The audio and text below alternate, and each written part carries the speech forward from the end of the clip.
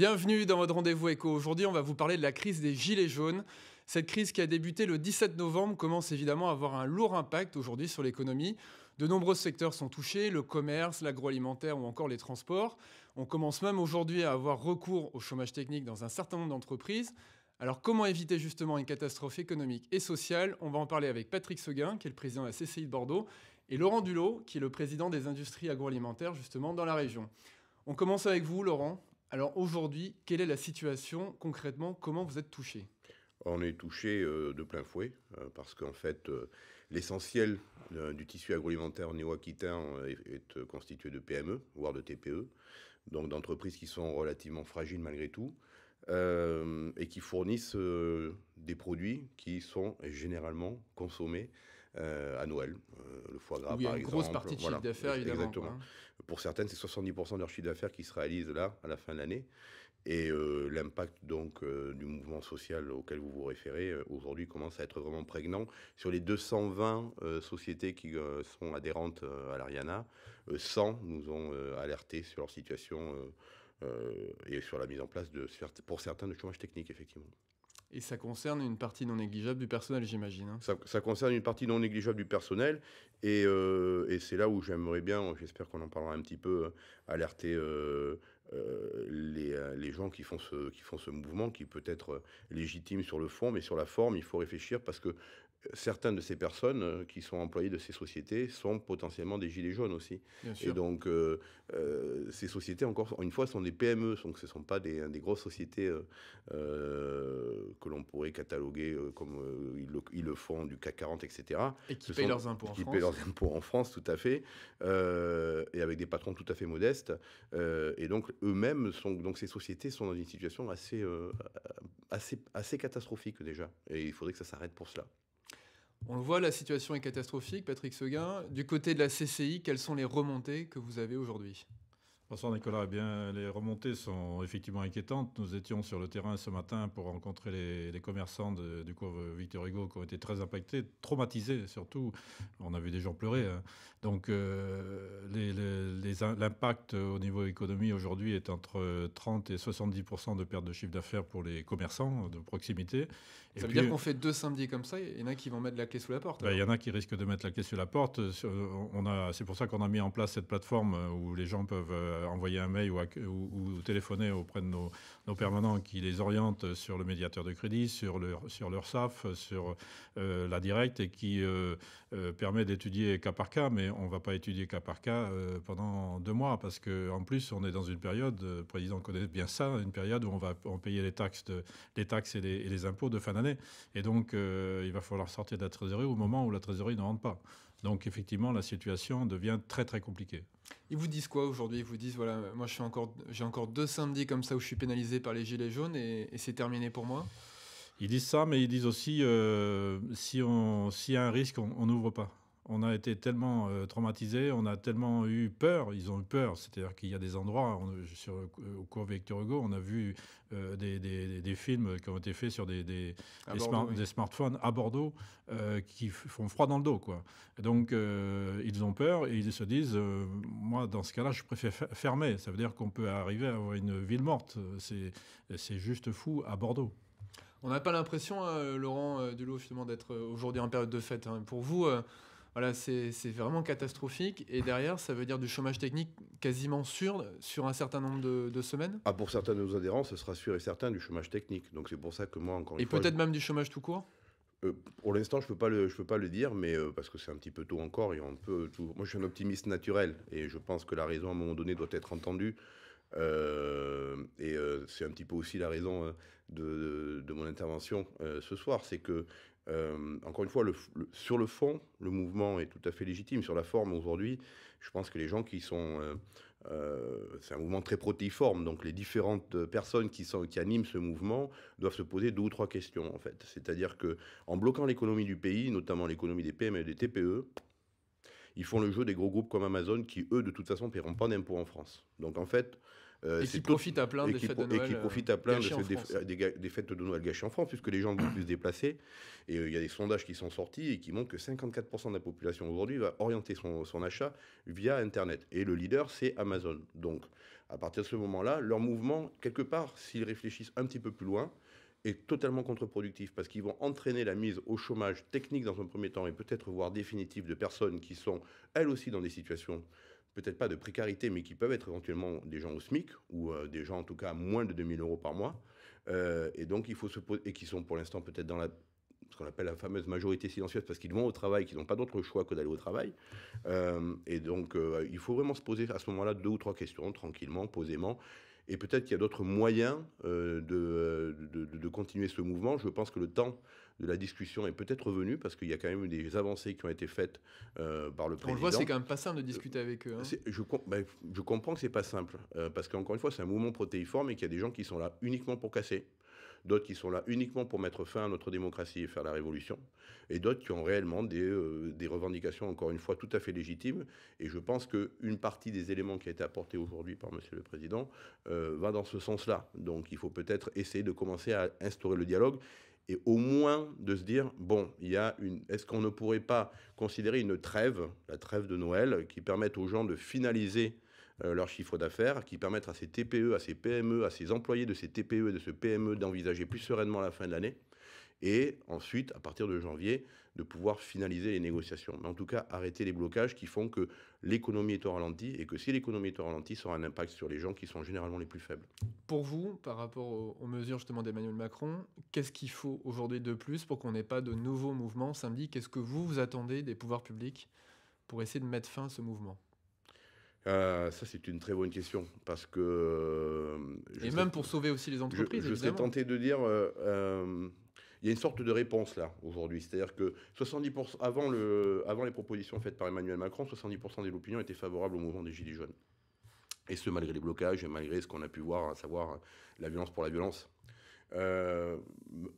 Sondage OpinionWay ce matin, 68% des gens demandent aux Gilets jaunes de considérer ces mesures, merci beaucoup, et au moins de cesser le mouvement. Donc il y a eu une inversion totale, 70, 30, 68. Voilà, donc en fait, je pense que cela doit être entendu par les gens des Gilets jaunes et les amener justement à considérer ces offres comme une base de discussion et à considérer aussi le fait que un mouvement comme ça, protéiforme, sur lequel il n'y a pas la possibilité d'avoir comme par exemple lorsqu'il y a des manifestations organisées par les syndicats, de possibilité d'avoir des services d'ordre qu'ils ont en propre, font qu'il y a des dérives par des gens qui sont là de toute façon pour tout casser. Donc ça aussi, il y a une responsabilité. Ils ont une responsabilité vis-à-vis de ça. Et donc ils doivent peut-être aussi intégrer cet élément-là. Je pense qu'il est temps maintenant de respirer et de considérer les choses à plat, tranquillement sur une table, de manière à pouvoir finaliser quelque chose. Parce que sinon...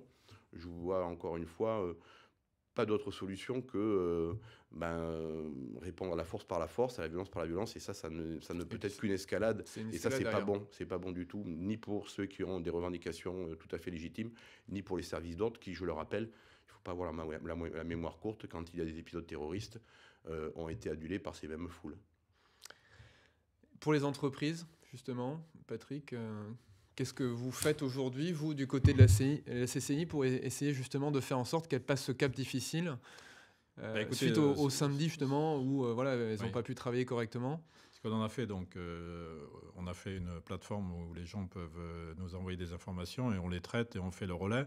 Une information de cet après-midi, puisque j'étais dans une manifestation économique avec Alain Juppé, il a précisé, monsieur le maire a précisé que pour les taxes de terrasse d'occupation du domaine public, il n'y avait pas de problème pour que ce soit reporté et que la mairie participerait bien sûr à l'effort commun pour les commerçants notamment.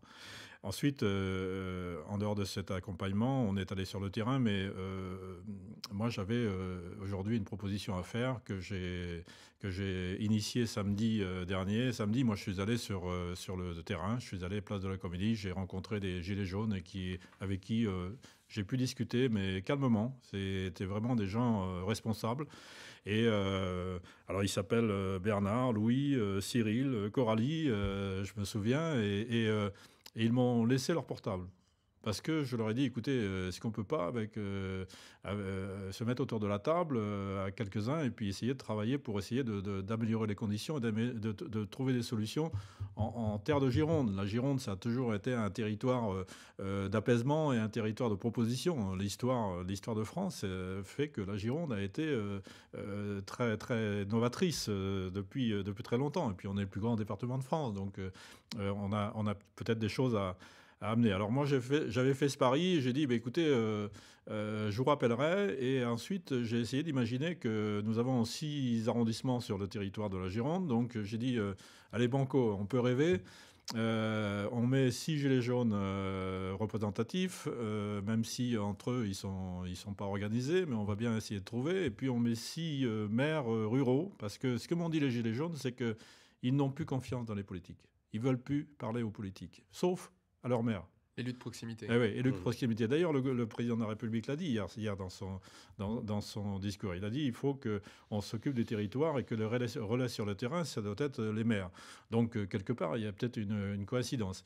Et puis, mettre en complément 6 chefs d'entreprise, des PME plutôt du territoire, des gens qui triment tous les jours sur le terrain. Qui leur expliquent leur quotidien. Et puis, nous, Chambre de commerce, corps intermédiaire, que l'État a ignoré pendant quelques temps. Et là, aujourd'hui, on se rend compte qu'on a peut-être besoin des corps intermédiaires.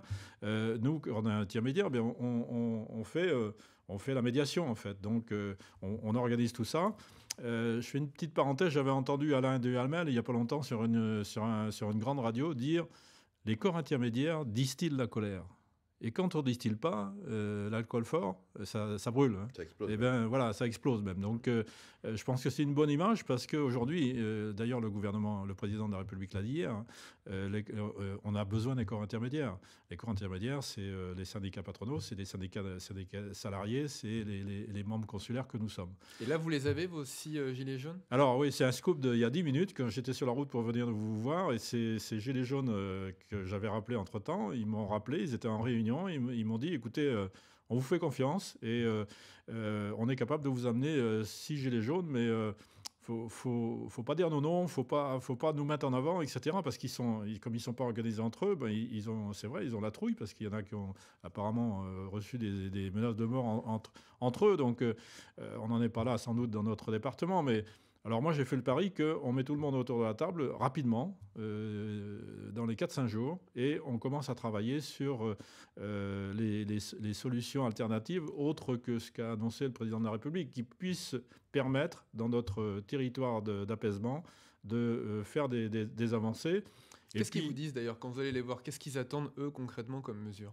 Ils attendent qu'on imagine des choses nouvelles. C'est-à-dire que le président de la République a dit hier soir, nous sommes en état d'urgence économique et sociale. Et je crois qu'il a raison de prendre ces mots forts. Mais une fois qu'on a dit ça, il faut qu'on remette à plat le pacte social et économique du pays. On a 30 ans derrière nous, on a tout mis sous le tapis, quoi, hein. Aujourd'hui, on soulève le tapis et il y a beaucoup de poussière. Mendes France avait fait des propositions il y a 50 ans. Exactement. Qui sont celles qui seraient éventuellement à suivre aujourd'hui. Et donc, vous pensez à quoi notamment ? Notamment, tout à l'heure on parlait de République girondine versus des républiques jacobines, c'est éventuellement de pouvoir redonner en fait justement à cette population-là un accès à un petit peu plus de possibilité d'exprimer réellement leurs besoins. Aujourd'hui, on a 2 chambres, on a l'Assemblée nationale et on a le Sénat, et ils sont très peu représentés dans le Sénat par essence, puis la Constitution, mais dans l'Assemblée nationale aujourd'hui, qui a quand même été un peu phagocytée par des gens qui ont un peu le pouvoir économique dans ce pays. Donc, notamment au niveau régional, il y avait quand même pas mal de choses à faire pour pouvoir avoir des représentativités régionales de ces gens-là et refaire remonter, de ces gens-là qui sont des compatriotes et des concitoyens et qui ont été les grands oubliés de ces 40 dernières années. Et ensuite, de pouvoir aussi avoir éventuellement, une fois qu'on a mis ça en place au niveau des régions, d'avoir donc du coup la possibilité avec un peu plus de proportionnel, comme le proposait d'ailleurs, mais 15% c'est peut-être pas assez, un peu plus de proportionnel au niveau de l'Assemblée nationale, d'avoir une possibilité d'éviter le bipartisme et d'avoir une expression populaire plus prégnante, un peu comme ça se fait notamment en Allemagne, qui peut être un exemple à ce titre-là. Juste pour terminer, Patrick Seguin, quelles sont les mesures aujourd'hui pour les chefs d'entreprise qui nous écoutent qu'on prend pour les aider à passer ce cap et éviter la faillite ?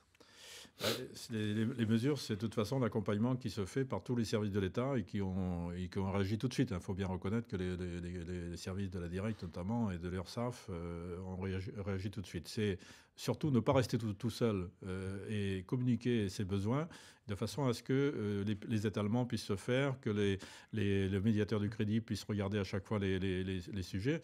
Mais pour revenir sur ma proposition et qui semble puisse pouvoir se mettre en place, moi, demain, je vous précise que je vais appeler l'association des maires de Gironde et leur demander là aussi qu'ils me proposent 6 noms de maires. Et moi, je vais fournir les 6 entreprises représentatives. Ça va se faire où et quand, alors ? Moi, je veux que ça se fasse avec grand plaisir, dans les 5 jours pour aller vite. Et puis, on fera ça dans un endroit neutre. Et l'objet, c'est d'essayer de sortir des solutions durable. Il n'y a pas que le salaire qu'il faut voir. Il y a tous les accompagnements qu'on peut amener au niveau des salariés, sur les services qu'on peut rendre au niveau des salariés, notamment sur le transport. Le transport, c'est compliqué.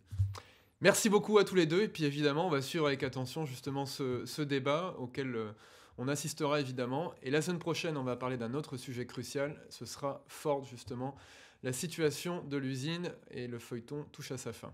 À très vite sur TV7.